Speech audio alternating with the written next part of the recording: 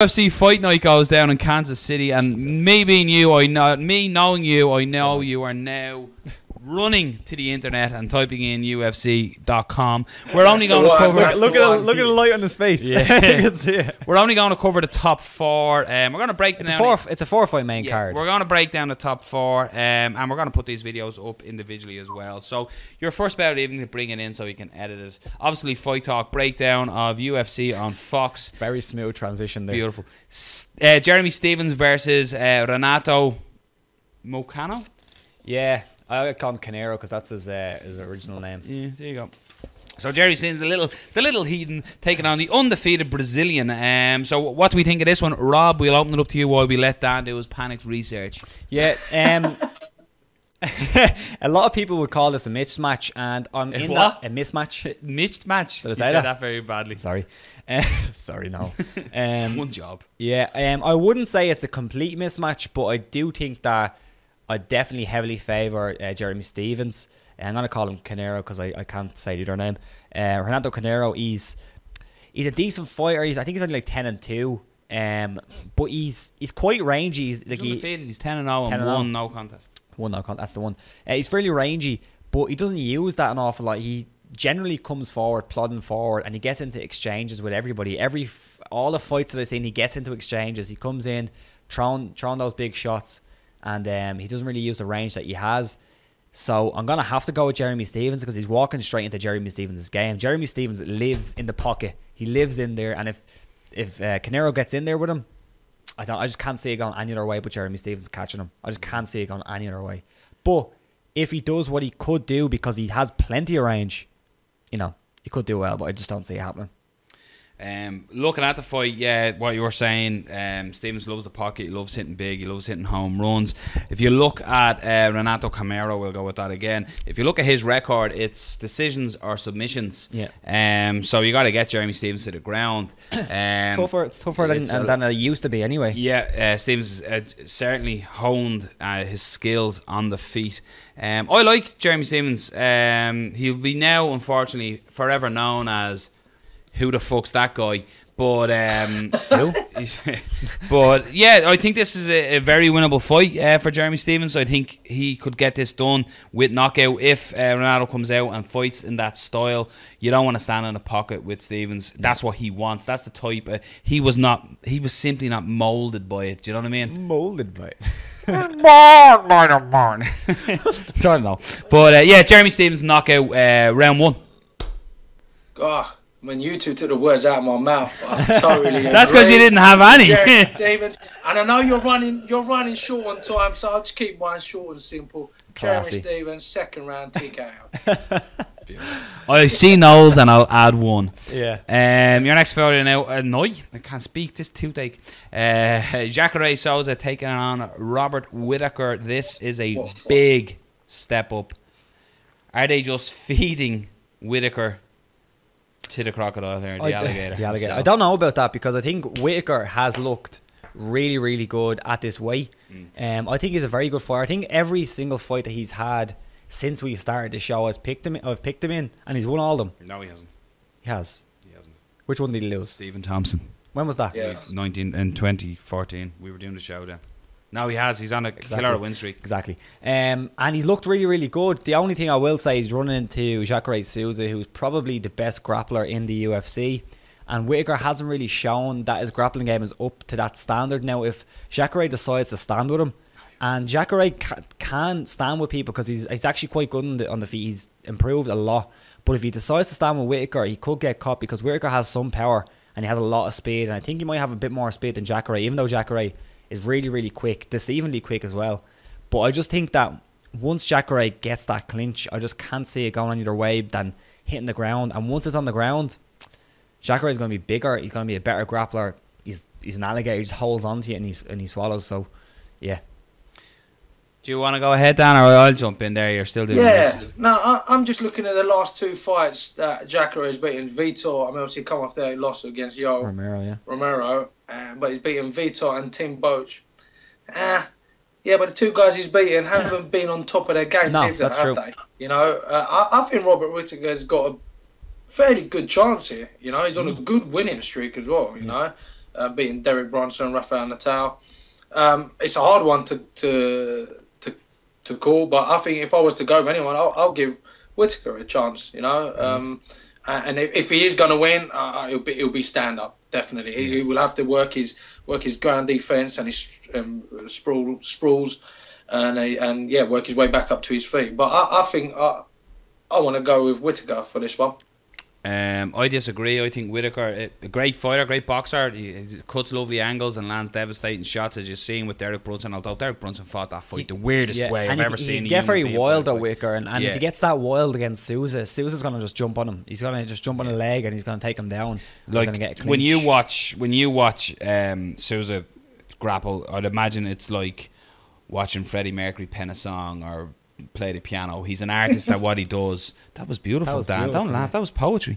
But Souza, for me, he's waiting. He's the next guy in line, if you know what I mean, as well. He should have been getting it. Like, they lost to Yoel Romero with split decision, but like Vitor, you can only beat who's in front of you. Yes, Vitor Belfort is calling for CM Punk in his last fight. Tim Bosch is that doesn't even sound real. Yeah, Tim Bosch is a bigger, stronger danger in a way than Whittaker, and he just absolutely destroyed him. He made Bosch look like he wasn't even there. And I just think Jacare here will get him down and smother him and do what he does. Yeah.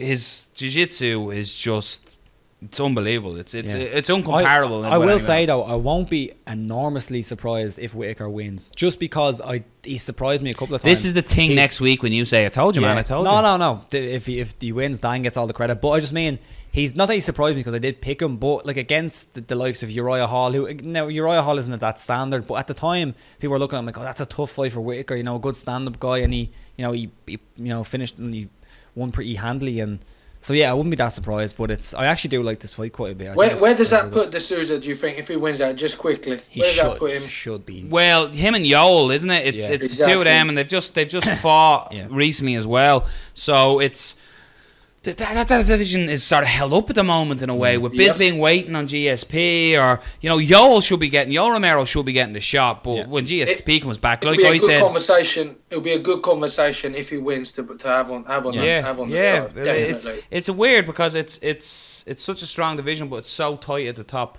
It's a weird one. By the way, I'm going Jacare submission, just in case you didn't guess that from my breakdown. Next up, we got Rose Namajunas taking on Michelle Waterson.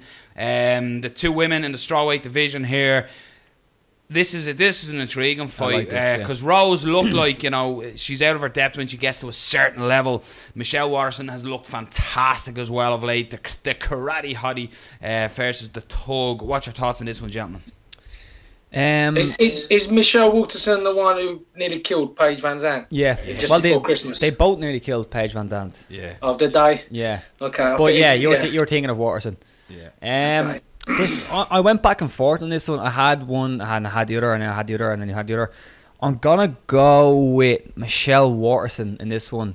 Couple of reasons. I think if you look at her last fight and you look at Rose's last fight, and it's kind of difficult to.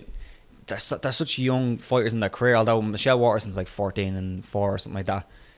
But they're still young. They still have plenty of room to grow, especially Rose. Rose just gets better each time. But if you look at their last fights, Rose lost because she was getting hit to the body a lot. And if you look at Michelle Waterson's last fight, in all her fights, she throws those shots to the body a lot. She throws that kind of standing side kick. I'll counter argue what you're saying, right? And so what you're saying, I can understand that, but do you not think that this is something Robin Black always says to us? Do you not think that Rose Namajunas 100% knows that? 100%. I'm sure they do, and I'm sure they've addressed it. But I can only go, if I'm making a prediction, I can only go with what I can see. I'm sure they've looked at that, but still, I think that Waterson is very, very good at going to the body, and I think she's decent in the clinch. I think, at range, she's probably going to be slightly better, even though Rose is really, really good. She has some good kicks as well. But I just think that Waterson has a little bit too much in the karate game. They're both karate practitioners, but I think Waterson's just a little bit further along in her career. She's a bit more experienced. And we haven't really seen Rose go to decision and winning. She hasn't looked like she beat Paige Van Zandt, but she was ahead in that fight quite a bit. She beat her in the 5th round. Whereas we're seeing Waterson getting into deep waters. Nice pun. So I'm going to go with Waterson just to win. I don't know how it's going to happen, but You're I think so this is a bit proud of of pick 'em. yourself at that I know, point. yeah. I didn't mean it at all. Didn't mean it at all. Dan, what do you think? What's your shout on this one? I you know, again, close fight, but I think only if I was to give the edge on anyone, would be Waterson on the basis as well, just the sheer experience. You know, like Rob said, she's 14-4, whereas Rose Namajunas, I think she's 5-2 or 5-3. I think, yeah. You know, 6-3. For me, experience speaks a lot. And it is a tough fight. Again, it's a well matched fight. If I had to pick someone, it would have to be Michelle Waterson. My thoughts on this fight is there's two ways this can go. I compare, like, for me, Rose Namajunas is almost like the female Nate Diaz in that sense. She's real rugged and tough, and that's the style she fights. But to use a silly analogy like John Anakin, the way I sometimes do, I describe Rose Namajunas as using like a heavy Viking sword, while Michelle Waterson is going to be like a samurai sword. She's more precise and skilled.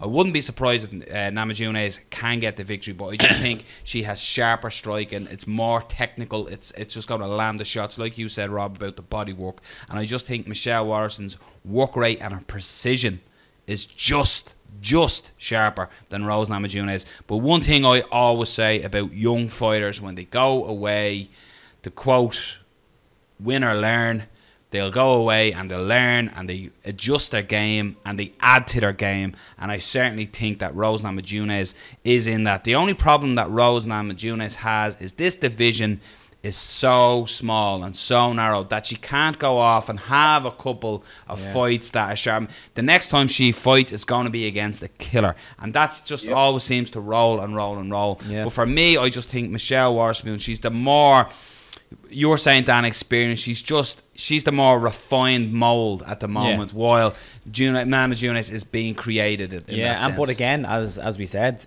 she's so young that she could come in and she could have made loads of changes. She could look so much better that we're not even expecting. In a way, this is a pick-em. It is. I think it is. I think it's just a little bit heavier towards I think a lot of people would be leaning on Rose to win. Yeah. I think a lot of she's people just a badass as well. Hence the name too.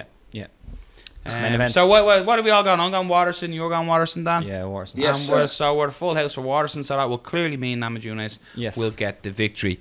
Moving on to your main event of the evening, the pound for pound numero 10, Demetrious Johnson taking on Wilson Wise in the main event of the evening. Does Wilson have a chance? Possibly. But I'm not going to go against my man, Demetrious Johnson, man. I think it's hard to talk about him because, you know, he's been undefeated for such a long time, and it seems like everyone that's coming to fight him is either up and comer or I don't know. It's hard. I mean, personally, I don't know who Wilson Reis is. I don't think I've seen in many of his fights, if I'm honest. But yeah, I don't know what to say, so I'll leave it to you guys. But if I was to pick anyone, it would be Demetrious Johnson, just on the sheer basis that he's top of his game, and I do think. I would say this after this fight, he may go up a division just to test himself, I think. Yeah, there's these moments in any kind of dominant champion or just any dominant fighter where you're waiting for everyone to say, oh, this is such an easy fight and it's just going to happen. You're waiting for it just to happen. This is what I was going to go down this. This is the Matt Serra George St. But Pierre I don't think it's going to happen. But I think it's something that we should look at, because a lot of people look at Wilson Reis and they're like, oh, he's a good grappler, very good grappler, but Demetrious has too much. I don't think this is going to be the one, but it usually happens. It usually happens when everyone's like, Demetrious is going to win this one. It's so easy. He's too good. There's always something you don't see. The cracks in like the Ronda Rousey where maybe if she can't get the takedown, she's going to get knocked out. You don't see that. And maybe you could see Demetrious Johnson coming against a world class grappler, and he just doesn't have the ability on the ground just to stay out of that submission that Wilson Reis has in his back pocket. I don't see it happening. But it's just something to know. I think if you look at Wilson Reis, he's a very, very good grappler, world class, probably the best straight up BJJ player in that division. But if you look at MMA grappling, Demetrious Johnson is such a good grappler. Like if you look at, from the ground and pound, the transitions into all the different positions he gets into, his fluidity between striking, wrestling, it's just there. He's a complete MMA fighter. And if you look at Wilson Reis in his last fight against Sasaki, I believe his name was, He looked really good on the ground, but even he got into some bad positions. He got his back taken, and if that happens against Demetrious Johnson, it's not going to be good. I also think that Demetrious Johnson's going to be a lot quicker. Wilson Reis, he's a pretty decently sized flyweight, which makes him, not as mobile as the smaller ones. I think Demetrious Johnson's a perfect size for that weight. He's quick. I think he's going to have better hands. He's going to have better striking overall. And his wrestling is just phenomenal. I don't think Wilson Reis will be able to get a takedown. Demetrious Johnson is the Swiss Army knife of mixed martial arts. Such a good fighter. He can do everything. And he spends all his day playing Xbox. Yeah, on Twitch. Yeah.